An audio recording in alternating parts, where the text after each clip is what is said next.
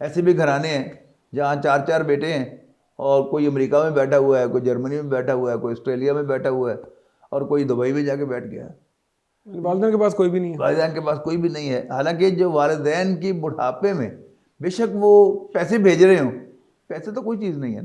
باری بات نہیں. اصل بات کیا ہے کہ ان کے پاس آ کے بیٹھنا, ان کا خیر خیریت پوچھنا, ان کے ساتھ گپ شپ لگانا اور ان کو احساس دلانا کہ میں حاضر ہوں.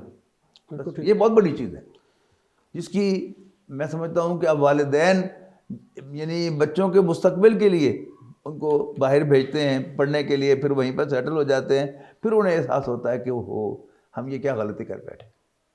لیکن اس میں یہ بھی تو ہے نا کہ جس وقت والدین اپنے بچوں کی تربیت کرتے ہیں اس وقت وہ یہ سمجھتے ہیں شاید اگر یہ باہر جائیں گے تو ان کا جو سو کالڈ کیریئر وہ بہت اچھا اسٹیبلش ہو جائے گا. یہاں سے یہ غلطی کی ابتدا ہوتی ہے والدین کی طرف سے ہی. والدین کی طرف سے. لیکن پھر بعد میں جب والدین ہی اس کو واپس کھینچنا چاہتے ہیں تو پھر وہ کھینچ نہیں ہوتا.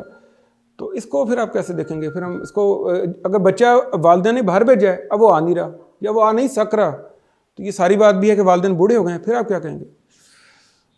وہ تو ہمارے بڑوں میں سے وہ ایک ہمارے بزرگ تھے, ان کو ان کے چچا کے پاس پڑھنے کے لیے امرتسر میں بھیجا ہوا تھا. ٹھیک. پاکستان بننا شروع ہو گیا, ساری تحریک پاکستان وار پہ آ گئی, تو اب ان کی والدہ نے کہتے ہیں کہ آ جا تم, آ جا آ جا.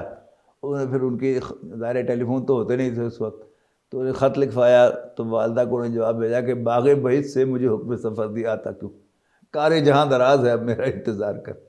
اب وہ تو خیر الحمدللہ سارے واپس آ گئے, تو اللہ کے پاس بھی سب چلے گئے.